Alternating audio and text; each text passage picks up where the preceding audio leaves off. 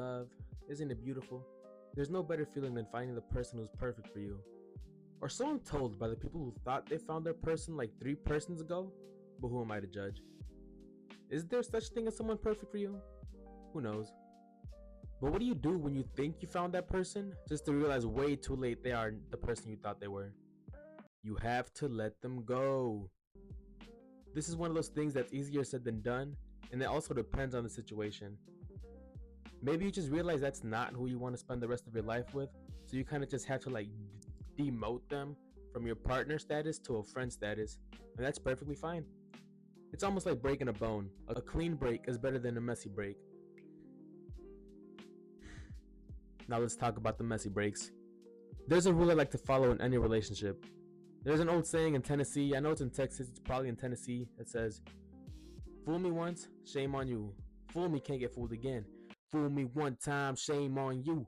Fool me twice, can't put the blame on you. Fool me 3 times, the peace sign, load the chopper and let it rain on you. Fool me one time, shame on you. Fool me twice, can't put the blame on you. Fool me 3 times, the peace sign, load the chopper and let it rain on you. But back to what I was saying. Okay. This is actually really good advice that I live by because, like, oh, you fooled me once. How could you do that? Oh, you fooled me twice? Maybe it's kind of my fault. I should have seen this coming. Fool me 3 times? That's not happening. I'm not that stupid. I feel like after the second time you try and fool me, I completely lose all trust in you and I'll never see you the same again. I know I kind of started the video talking more like,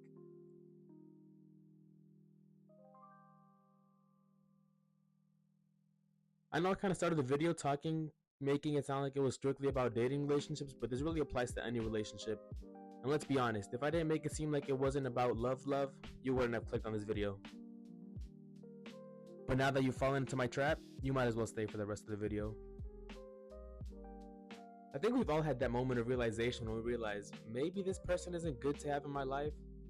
But oh well, it's not like you can do anything about it. It's not like you can make a decision to remove that person out of your life, right? Oh wait, that's exactly what you can do.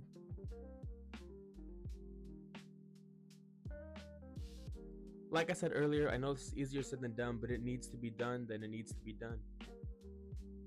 Like I said earlier, I know this is easier said than done, but if it needs to be done, then it needs to be done.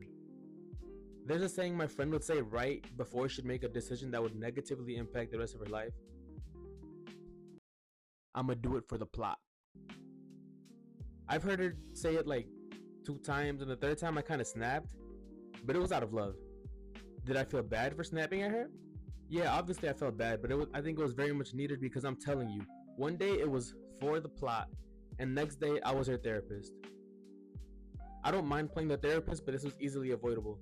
I literally gave you the instructions on how to avoid the situation, and you did the opposite. Anyways, I'm saying all this to say making bad decisions is easy, but making good decisions is hard. Like I said earlier, what's stopping you from letting that person go? Is it the good memories? Good memories are like old childhood movies. They're good to look back on, but there's nothing to look forward to with them. Unless they're old Disney movies. Disney keeps remaking and making sequels to old movies that are so unnecessary, but that's a topic for another video. What's stopping you from letting them go? Is it the perfect life the two of you dreamed you would have?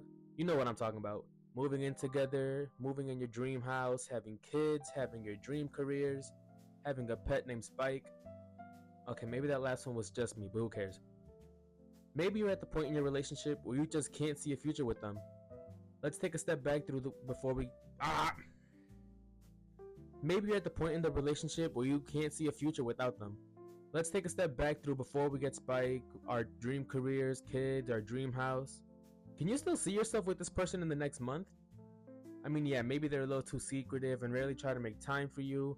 And maybe they've just been at work the past month all day with no breaks. Maybe that's why they only text you twice a day.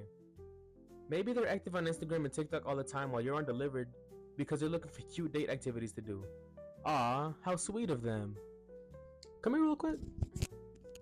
Why are you so tall?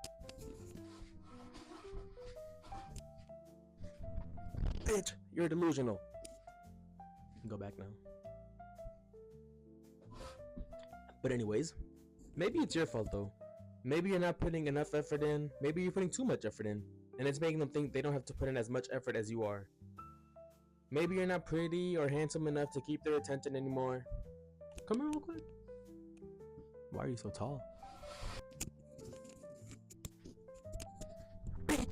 You're delusional. I was looking forward for that part. If this person's been making you feel like shit and maybe you're losing your own self-worth, do you really want to spend the rest of your life with them? If their answer is yes, what is wrong with you? I'm crashing out for you just writing the script. Let me put it this way.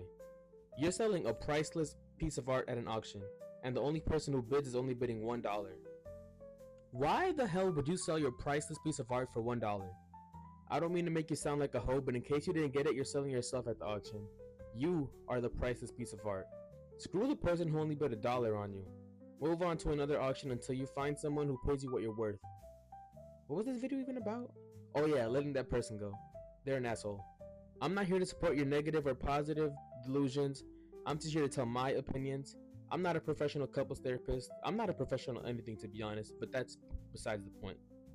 You don't have to listen to my advice or whatever you want to call it right this moment, but just remember, you are a priceless piece of art. Someone could be bidding $1 on you at the moment, but you don't have to sell yourself to them. Wait a little longer and someone will pay you what you're worth. Or maybe you'll die alone, who knows. But you'd be better off dying alone than having to deal with their bullshit for the rest of your life. I'm also not telling you to be a gold digger, so if you get caught being a gold digger, don't go snitching on me telling me that I told you to be a gold digger. That's a decision you made yourself.